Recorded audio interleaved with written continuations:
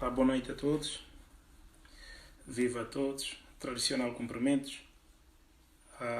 Só para recordar que na última conversa tinha discutido sobre os perigos da não construção e da não reforma do Estado na Guiné-Bissau, onde é que me trazia onde disse lições de Francis Fukuyama, mas também tive o privilégio de dialogar com o pensamento de um grande intérprete moderno, que é o professor Pina Delgado, e ainda dialoga que alguns modernistas e pós-modernistas, como José Kizerbo, de Burkina Faso, vamos fazer também uma forte referência a Cheikh Anta Diop, de Senegal, ainda mergulhar no pensamento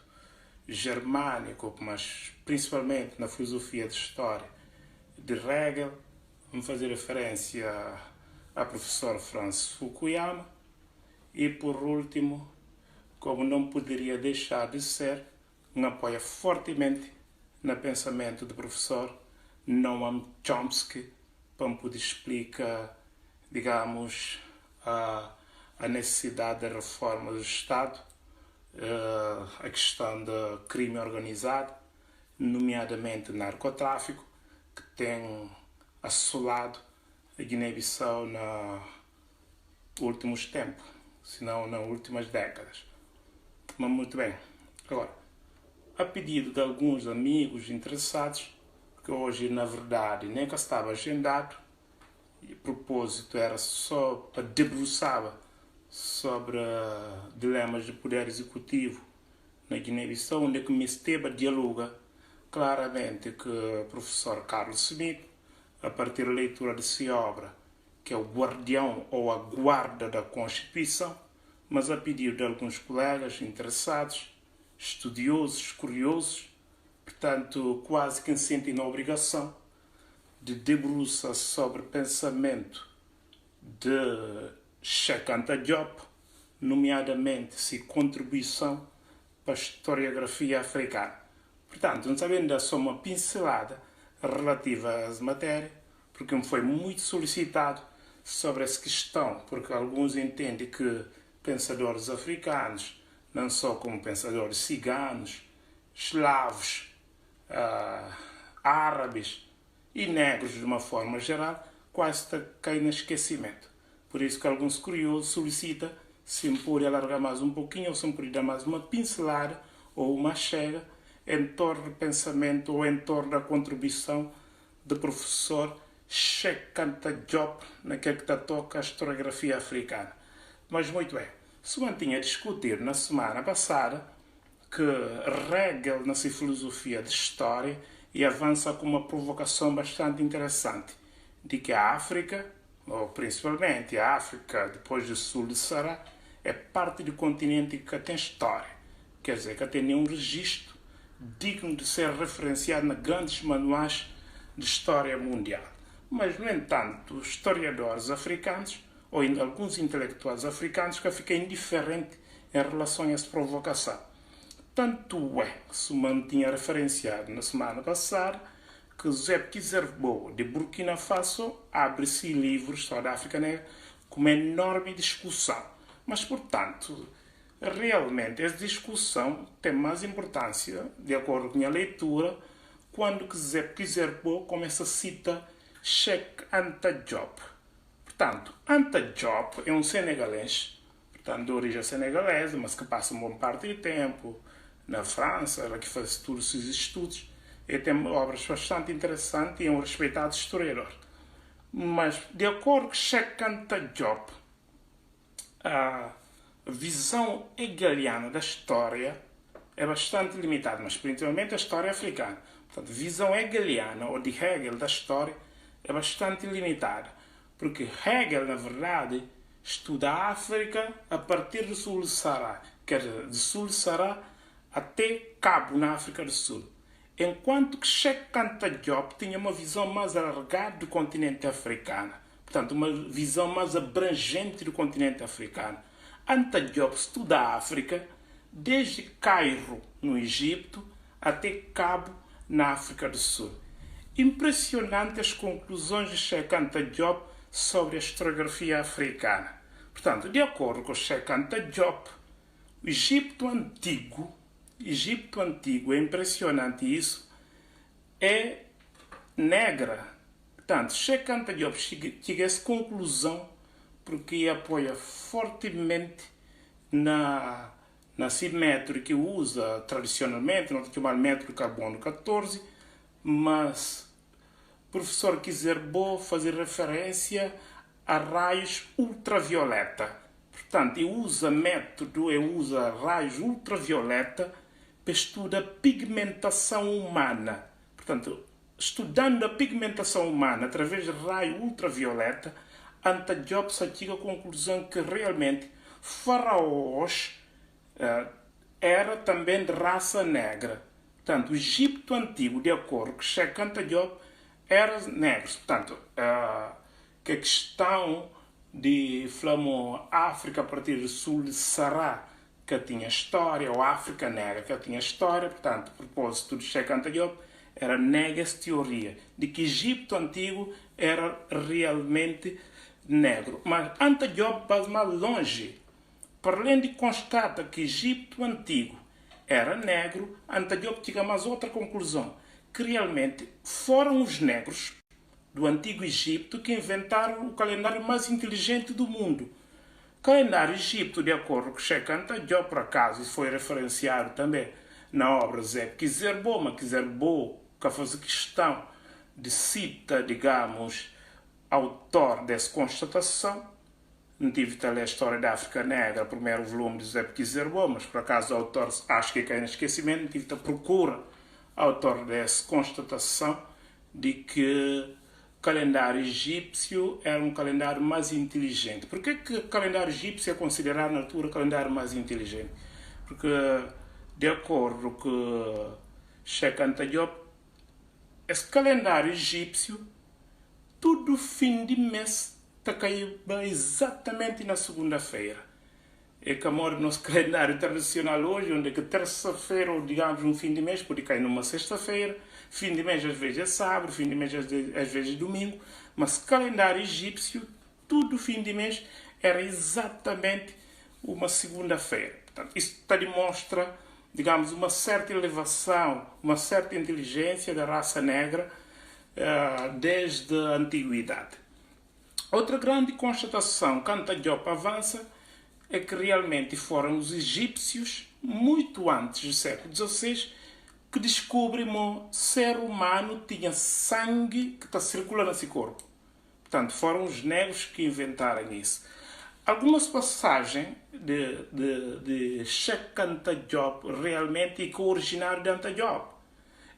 Eu te lembro perfeitamente quando fazia leitura de um dos grandes historiadores gregos, Heródoto já tinha afirmado de forma tímida, alguns intérpretes até confirmam isso, que Heródoto falava nessa história, nesse pensamento da história, que as mulheres do Egito eram as mulheres negras. Portanto, está caracterizado o Egito Antigo como, digamos assim, negro ou negra.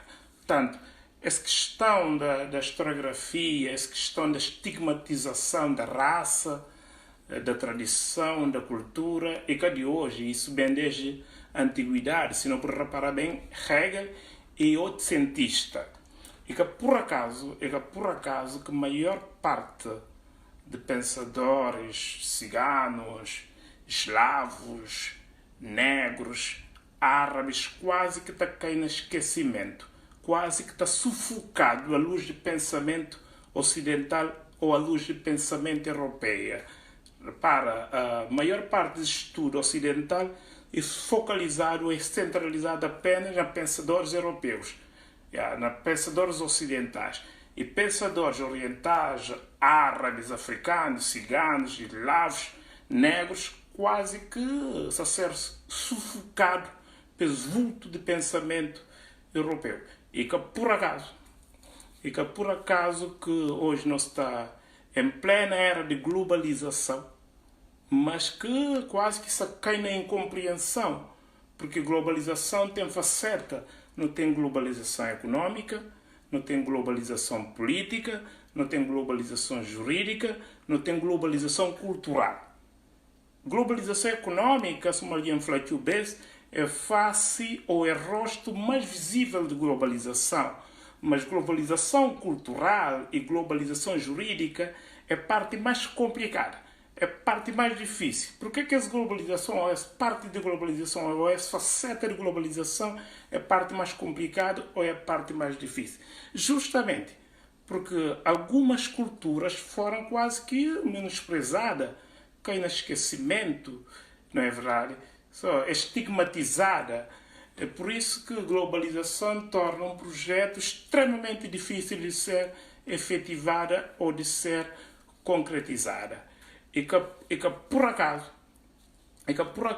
não te passa vários anos nas universidades dificilmente te fazendo referência a pensadores árabes, a pensadores, digamos, islâmicos, a pensadores africanos, ciganos, eslavos, quer dizer, grosso modo, que as classes ali consideraram minoria, usando a palavra mais simpática, mas é classe estigmatizada. É classe estigmatizada. Portanto, mas eu devo dizer que, assim como ocidentais da grande contribuição para o avanço da história mundial, para o progresso e para a pujança e vitalidade da história mundial, assim também que as minorias dão grandes contribuições, avanços para a história, para a mesma história ou para o mesmo projeto. Portanto, a questão que não deve colocar é se realmente existe um esclarecimento desse outro lado, dessa parte de minoria, que foi sufocado ao longo da história da humanidade. E que, por acaso, também, que a maior parte de conflitos, se não repara muito bem, foram travados entre nações maioritariamente cristãs, como os Estados Unidos da América e Inglaterra, e nações maioritariamente muçulmanas. Iraque, Afeganistão, Somália, Líbano, etc. Portanto, que tem quase na subá para registro da história, é pouco caso na história onde a intervenção militar do Ocidente para proteger muçulmanos. É muito pouco caso na história. Se a memória está faltando, existe só um caso na história onde que houve intervenção militar de parte do Ocidente para proteger muçulmanos. No caso de Bósnia e Herzegovina. Portanto, é o único caso na história onde que os ocidentais resolveram intervir para proteger muçulmanos. Portanto, essa cruzada sempre existe. A cruzada entre Ocidente e Oriente, aquilo que é diferente de nós, sempre existe. Mas só para ter uma referência que o mundo ocidental, o mundo oriental, o mundo muçulmano e islâmico tem também grandes pensadores, tipo Al-Farabi, Averroes, Avicena. Aliás, Al-Farabi é um dos melhores intérpretes de Aristóteles. Basta ler se interessante obra que foi traduzido para Miguel Hernández, de árabe para espanhol, que chama A Sociedade Virtuosa, que é um interessante trabalho. Portanto, é uma obra quase que comparado ou equiparado a The Law of the People, de John Rawls. Também Al-Farabi considera uma leitura a ética de Aristóteles e a metafísica de Aristóteles. Portanto, são obras bastante interessantes que às vezes está caindo no esquecimento. Pensadores árabes, ou aquilo que é um pouquinho afastado de nós, está caindo no esquecimento. Mas, ora bem, agora, não é para a questão que realmente é interessante, que é a questão da Guiné-Bissau. Sei, mas esse país só vive um momento um pouquinho tenso, um pouquinho conturbado. Eu devo confessar também que eu estou um pouquinho tenso, por causa de incerteza que paira no ar. Mas, de qualquer maneira, eu sou otimista em relação ao meu país, em relação ao futuro do meu país, eu sou otimista. Mas como a conversa de hoje deve debruçar um pouquinho sobre dilemas de poder executivo à luz da Constituição bissau-guineense, vou permitir começar essa conversa ou entrar no tema com a seguinte observação. Na minha ponto de vista, ou na minha ver, poder executivo na Guiné nunca foi compreendido suficientemente na sua plenitude. Repito, na Guiné-Bissau, o poder executivo nunca foi compreendido suficientemente na sua plenitude. Razões de incompreensão do poder executivo na Guiné é enorme, é que razão, mas não pode só evocar algumas. Por exemplo, o que está de fundo nessa incompreensão, qual é a razão dessa incompreensão de poder executivo na Guiné-Bissau? É por causa da complexidade do próprio sistema. Que sistema Guiné-Bissau tem? Nós não temos um sistema que é semipresidencial. Sistema semipresidencial, na maior parte das vezes, ele é um sistema bicéfalo. Bicéfalo significa, na linguagem mais simples, na linguagem mais vulgar, que tem duas cabeças ou duas cabeças. Cabeças só o Presidente da República, que tem funcionado como chefe de Estado, ou que funciona como chefe de Estado, e a outra cabeça é do senhor Primeiro-Ministro, que funciona como chefe de executivo ou como chefe do governo. Mas muito bem, até ali tudo é simples, aparentemente tudo é simples. Mas onde é que entra aquela incompreensão ou aquela complexidade do sistema? É que o Presidente da República, no sistema semipresidencial, ele está vinculado a tudo. Está vinculado a tudo. Ora, como falamos, está vinculado a tudo, significa que o Presidente da República está vinculado às nomeações. Ou significa também que a maior parte do poder do Presidente da República é poder executivo. Você repara? A maior parte do poderes do Presidente da República é executivo, mas, no entanto, tem chefe de executivo que é Primeiro-Ministro. Então, ali que começa que é grande confusão, ali que começa que é choque de poderes, e ali também que entra justamente que é incompreensão. Portanto, o Presidente da República ele é chefe de Estado, mas a maior parte de seus poderes é executivo. Primeiro-Ministro que é chefe de executivo. Muito bem. Então, tem que as duas cabeças em conflito. Mas o que está acontecendo de facto? O que está acontecendo de facto é que poder do Presidente da República, apesar de ser também poder executivo, como sabem, explica detalhadamente, apesar de ser poder executivo, ele é um poder intermitente. Ele é residual. Ele é quase que neutro. Basta partir do princípio que o Presidente da República representa unidade e continuidade do sistema político.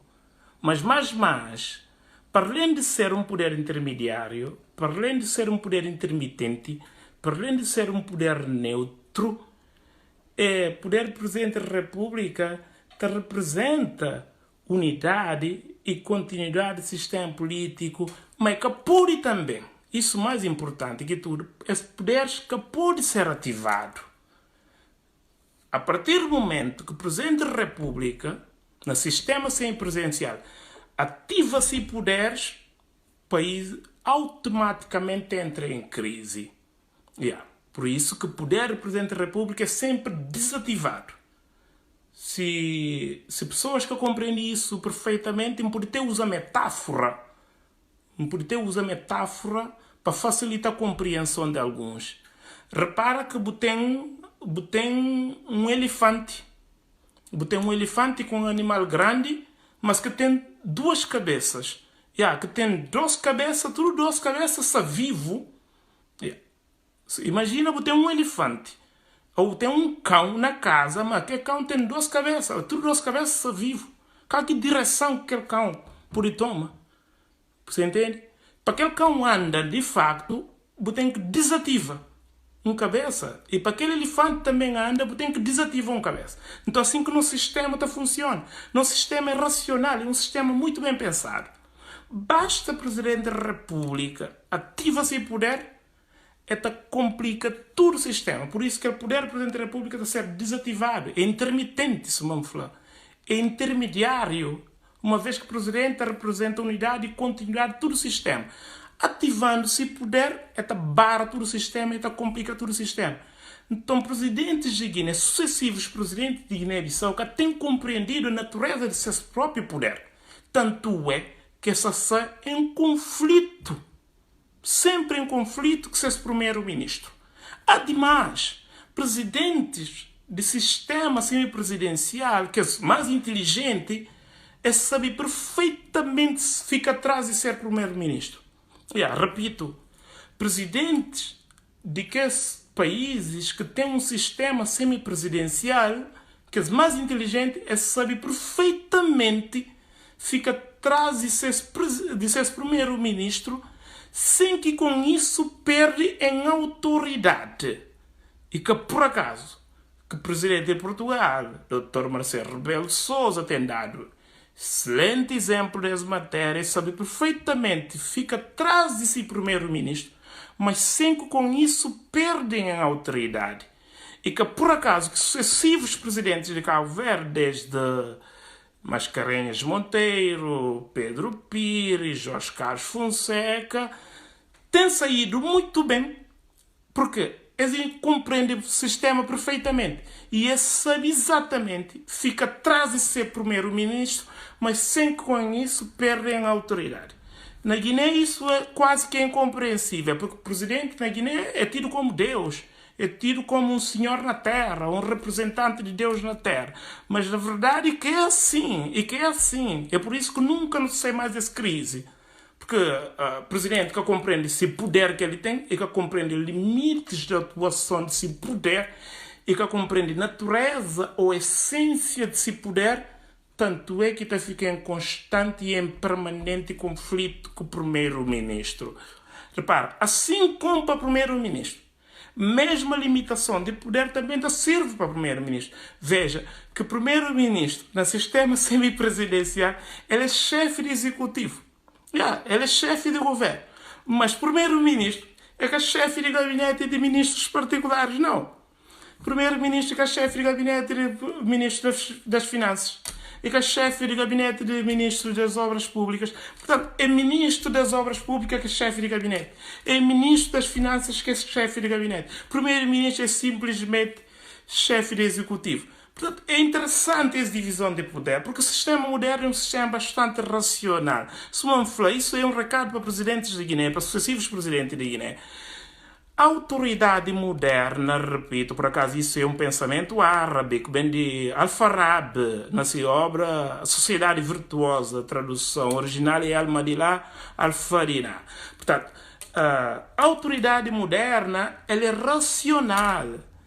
Qualquer presidente que quer reivindicar qualquer autoridade tem que fundamentar essa reivindicação no saber, não na força. Repito, a autoridade moderna é racional. Qualquer presidente que quer reivindicar se a autoridade tem que fundamentar essa reivindicação na sabedoria, não na força. Tanto é que Al-Farabi argumenta mais que presidente ou autoridades deve ser melhor nos livros e nas armas, argumentava Al-Farabi. Portanto, outro ponto também que é interessante é sobre, na Guiné, é quase que bicho de sete cabeças, quase que é incompreensível na Guiné, que está deixando às vezes estranho também. A questão de presidente preside Conselho dos Ministros. Eu não sabe claramente. E tem matéria que não está dispensa discussão. Não começa nem a discutir. Porque aquilo está tão evidente, está tão claro que é necessário discutir. Portanto, na Guiné, o presidente preside o Conselho de Ministros. Ora, quem entende, claro. Eu não sabe também claramente que isso é a vontade do legislador constituinte bissau-guinense. Para a vontade do legislador, quem que deve presidir o Conselho de Ministros é só o primeiro-ministro. Até porque o primeiro-ministro é chefe de executivo. O presidente que até governa. presidente é chefe de Estado, é que está governa. Quem é que está governa? De facto, é executivo que está governa. Então, se é executivo que está governa, cabe a chefe de executivo preside o Conselho de Ministros. Tanto é que na Constituição da República de Cabo Verde, no artigo 75, onde está elencado N poderes de Presidente da República, fica muito bem claro que Presidente da República de Cabo Verde só pode presidir Conselho de Ministros se for solicitado para Primeiro-Ministro, se for convidado para Primeiro-Ministro. Ele pode sim presidir. Caso português também é igual, o Presidente só pode presidir se for solicitado, se for convidado, se for pedido para Primeiro-Ministro, preside. Mas na Guiné, o Presidente da República usa esse prerrogativo. Prerrogativo significa privilégio, usa esse privilégio para fazer frente ao governo. Portanto, pensamos, isso é que é uma boa postura da parte do presidente, dos sucessivos presidentes de Guiné, fica lição para qualquer um, se ser presidente, pensamos o presidente de Guiné tem que aprofundar mais no estudo sobre a natureza de seus poderes, sobre a essência de seus poderes, sobre os limites da atuação de seus poderes, entende? Porque realmente tanto o governo como o Presidente da República, assim como os tribunais e a Assembleia Nacional, tudo isso tem poderes para fiscalizar, a governação de um país. O Presidente tem poder para fiscalizar a governação de um país. O governo também está fazendo uma fiscalização, que não está chamando de fiscalização abstrata. Tanto o Presidente pode fiscalizar de forma abstrata, o governo pode fiscalizar de forma abstrata, a Assembleia pode fiscalizar de forma abstrata, mas tribunais está fiscalizar de forma mais concreta. Por isso é importante na Guiné que a questão de limitação de poder, pensa como uma questão de poder executivo, questão de poder, de separações de poderes na Guiné, ainda nunca sabe se realmente é incompreensível ou se tem a ver com aqueles vícios que não tinha anunciado em outras conversas, mas é importante que não olhe limites de atuações do Presidente da República, porque isso também está na origem de toda essa crise que nós estamos a viver na Guiné-Bissau até a data presente. Você repara muito bem, na Guiné, mesmo tendo um sistema semipresidencial, o Presidente às vezes de Guiné está a fazer finca-pé para representar o país no exterior. Porque, na verdade, quem é que está representa o país no exterior é o governo. É Primeiro-Ministro como chefe do governo. Portanto, o Primeiro-Ministro está a conduzir política interna do país, mas ele também está a conduzir política externa do país. Porque quem é que está a governar é governo e que é o Presidente da República. Mas na Guiné, todo presidente de Guiné tem uma forte tendência de governação. Todo presidente de Guiné tem uma forte tendência de governação. Aliás, esse conflito, essa crise, começa justamente nesse sentido. Porque o presidente cessante, o Dr. José Mário Vaz, tinha uma intenção clara de governar o país. Enquanto chefe de Estado, mas ele tinha uma intenção clara de governar o país. Portanto, na verdade, a tarefa de governação cabia exatamente ao governo. Agora, qualquer relação entre Primeiro-Ministro e Presidente da República? Qual que deve ser a relação entre Primeiro-Ministro e Presidente da República? Veja, minha gente, eu devo dizer que Primeiro-Ministro, no sistema que nós não temos, Primeiro-Ministro, ele tem emana diretamente de vontade popular. Repara, ele tem emana diretamente de vontade popular. Na palavra mais simples, o que é que isso significa? Primeiro-Ministro tem emana diretamente de vontade popular. Primeiro-Ministro ele é escolhido. Primeiro-Ministro é nomeado. Aliás, professor Carlos Smith tinha dito isso claramente. Na sistema presidencial, o primeiro-ministro é escolhido para o povo. de forma indireta, mas escolhido para o povo. Por quê? Porque ele é cabeça de lista de um dos partidos concorrentes às eleições.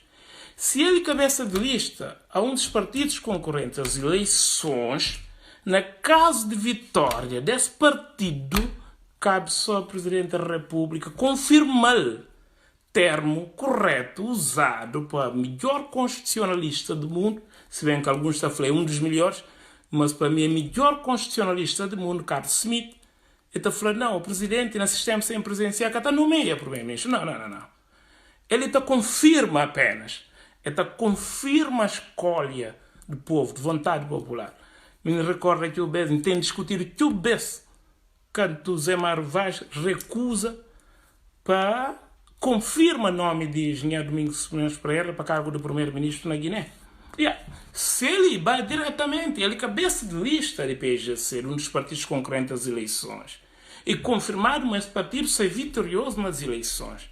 Então o Presidente da República tem mais margem de manobra, a não ser confirmar aquele nome para cargo do primeiro-ministro. Mas muito bem, voltando à questão de fundo, qual que é a relação entre um Presidente da República e primeiro-ministro? O Presidente da República, quem tinha discutido isso que houvesse, o Presidente da República e primeiro-ministro, a relação é bastante simples. Essa relação é meramente institucional.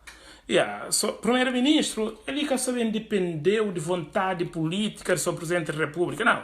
Nem de interesse obscuro do Presidente da República, não. O primeiro-ministro até depende dessa vontade. O primeiro-ministro tem só que informa o Presidente da República sobre condução de política interna e externa do país. Noutros países é quinzenalmente, na Guiné, salvo era, é mensal ou quinzenalmente. Portanto, só isso que o Primeiro-Ministro tem que informar o Presidente da República. Portanto, que tem que ficar, depende de confiança ou de animosidades do seu Presidente da República. Não. Essas tarefas é completamente diferente. No final do dia, nós irmãos, não cumprimos nossa função, não vai embora. Tem que lá, tem que ser homem de confiança, braço direito, ou menino bonito do Presidente da República. Isso não só complicação o sistema que não tem.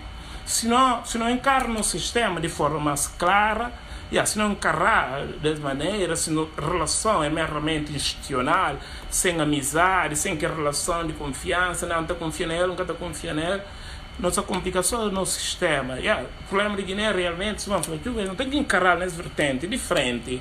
Se não fica naquela animosidade, trocas de mimos, não está bem em lugar nenhum. Não está bem em lugar nenhum, não tem que falar a verdade. O primeiro-ministro faz o trabalho, o vai a casa, o vai cuidar da família. Enquanto que o Presidente da República faz esse trabalho, é vai a casa, é vai cuidar da sua família. Na Guiné tem uma cultura de uso de força também. Isso tem dificultado o guinense. E o guinense também gosta de problemas. Eles gostam de ficar naqueles problemas de trocas de mimos, de animosidade. Tem uma cultura de uso de força. A hora que falou na Guiné, o Presidente da República, ele comandante supremo das Forças Armadas, às vezes me tem graça. A hora que um aliente falou, não, é Presidente, mas é comandante supremo das Forças Armadas. Na verdade, a mim está provocando graça até. O Presidente é o comandante supremo das Forças Armadas. Bom, o que estou é claramente, mas o que é poder é meramente simbólico. O Presidente é um civil, o Presidente é um militar. Ele é só comandante supremo das Forças Armadas para inerência de função enquanto Presidente da República. Só o Presidente da República é civil, é militar. Não está perante o regime militar. Você entende? E o Presidente às vezes nem quer entender nada de militar, ele só quer cargo. Deixam usar termos que são usados nas constituições mais avançadas de Guiné, por acaso, que trazendo esse pormenor, mas a Constituição de Cabo Verde e de Portugal escreveu ele claro. Ele falou, Presidente da República é comandante supremo das Forças Armadas para inerência de função. Só para inerência de função, porque eles, constitucionalistas sabem claramente, legisladores sabem claramente que o Presidente é militar, é civil. Portanto, aquele cargo é meramente formalidade. Como nós não temos uma cultura de força, então o Presidente entende justamente nessa linha ali que ele também é militar. Tanto é que na questão meramente civil, pensamos essa cultura, nós não tem que ser realista sobre a Guiné-Bissau. Essa cultura tem que ser travada. Tanto é que na questão meramente civil, como na questão das eleições, oficiais militares têm interferir diretamente. Também comandante, chefe de Estado-Maior e general das Forças Armadas tem de intervir diretamente numa questão que é meramente civil, que é uma questão que um tribunal civil te resolve. Que a questão é que é questão militar. Né? Mas o que é que está por trás de tudo isso? É que a cultura de uso de força, que foi implantada na Guiné desde há muito tempo. Isso tem dificultado o guinense que o pensa que não tem que apostar seriamente na educação. Ora, como falo na educação, não tem que ser concreta em relação às matérias. Eu tive o privilégio de ler um artigo africano intitulado Africa Monitor. Aquele artigo fala tudo sobre a Guiné, fala tudo mais alguma coisa sobre a Guiné. O que é o artigo Africa Monitor? A Africa Monitor tenta investigar qual é realmente o real problema de Guiné-Bissau. É mesmo revista Africa Monitor é que com uma conclusão bastante espantosa. A mim que surpreende é falar assim, o problema de Guiné tem a ver com fraco nível, que baixo nível cultural de sua elite política. Essa revista continua dizendo que a elite política guineense, excepto uma curvaiata, quer dizer, excepto alguns, é muito fraco. Fraco demais. Muito fraco do ponto de vista de cultura. Então isso também está na origem de constante instabilidade política e institucional na Guiné-Bissau. Só para dar uns exemplos, de facto, a mim gosto de trabalhar de facto. Que autoridade senegalesa que tinha moral de interferir diretamente no assunto cabo-verdiano, no assunto interno cabo-verdiano? Que autoridade senegalesa que está fazendo isso? É que está fazendo. Sei para amor que eles está fazendo. Porque aquela autoridade senegalesa entende, do outro lado, cabo-verdiano, tem um presidente da República que é extremamente competente, que é um senhor de si, que é dono de si nariz, que pode debruçar sobre várias matérias, com bastante profundidade. Mas no lado de Guiné, infelizmente, algumas autoridades de Guiné também de facilmente. Essa troca essa nação para uma moedinha que acaba ali para nada. Isso tem afetado que o guineense. Infelizmente, alguns guineenses ainda castou isso. Mas isso é mais pura verdade. Porque que Alpha Condé, na Guiné-Conakry, falou, claro, o problema de Guiné-Conakry é interna. Portanto, nunca te permite ingerência interna. Nunca te permite ingerência nos nossos assuntos. Que tem nenhuma autoridade de CDAO que te opina. Por quê? Por que esta panha, na Guiné, o Presidente da República tem feito, digamos, um papel quase que parecido com o de palhaço? É verdade. Tá custa falar isso, mas ele tem feito um papel quase que parecido com o de palhaço. Leva-nos imagem para o mundo fora, banaliza a imagem de guinense, banaliza o país, é verdade. Porque pessoas, se homólogos, compreendem claramente que o presidente era bastante limitado, que boa parte da autoridade guinense na altura era bastante limitado. Deixa-me falar em um caso concreto. Olha, a mim gato olha com bom olho, o lado e o aspecto mais baixo, mais comezinhos, mas não tem que falar porque é necessário. Gato olha com bom olho, forma como é que o presidente de Guiné, presidente cessante de Guiné, dirigia aos seus homólogos. E com boa parte da autoridade de não se dirigia aos seus homólogos. Minha irmã Garandi, Maquissal, e a minha irmã Garandi, Sassanguesso. Aquilo, você deve respeitar o povo. A relação, e cadê irmão Garandi que é irmãozinho? A relação é meramente de amizade. Pode tratar presidente de país vizinho como homólogo, como irmão, boca mesmo se põe irmão Garandi, irmãozinho, a nunca está na relação de baripalha. Guinense está dispensa esse tipo de autoridades. As autoridades mal preparadas, o povo de Guiné já está cansado dela. Nunca mestre mais esse tipo de autoridades. Não mestre autoridades competentes. Não mestre senhores de si, presidentes, hora que abre boca, junto de seus parceiros de sub-região para entender claramente que o senhor é um senhor competente. É um senhor com capacidade, é um senhor que idoneidade para dirigir esse povo. Portanto, é um senhor que pode coagir para moedinhas. E que é um senhor que sabia hipoteca esse povo, se uma Guiné-Bissau foi hipotecado. Portanto, me devo confessar que hoje não sou um pouquinho, digamos, com ânimo exaltado, porque não sou muito apreensivo com a questão da Guiné e tem afetado-me bastante, e tem afetado-me de facto, mas me pensa que uma Guiné só se fazer escolha certo. Portanto, também termina para ali, acho que me fala que mas não espera que não tem que fazer escolha certo, e ainda que o tempo de escolha já passa, mas não tem que fazer a opção correta. Tem um pormenor que não tem que influir a Guiné, é pessimista em relação à Guiné, mas já olha o que é que crime organizado cria na Guiné, já se conseguiu. Já se conseguiu desde o primeiro momento. Alguns guineenses ainda continuam a se alimentar alguma esperança, não, mas crime organizado já conseguiu aquilo que se cria. Era um vazio de poder, era declarar o Umaro como presidente no primeiro momento, mesmo sabendo que ganha a eleição de facto, uma vez declarando o Umaro no primeiro momento, e ainda que fazer recontagem de voto a outra parte que também aceita o resultado. Portanto, já está consumado, já só um novo acordo no tribunal que sabem resolver o problema de Guiné. Não tem que ser realista. O cenário de Guiné é o seguinte, é isso que é cenário. Portanto, PGC ou candidatura de Engenheiro Pereira entra mais que uma queixa junto do Supremo, portanto, se aguarda o novo acordo no Supremo. Supremo produz um novo acordo a favor da candidatura de Engenheiro Simões Pereira, mesmo anulando as eleições, aquele vazio de poder já está consumado, aquela ausência da autoridade já está consumado.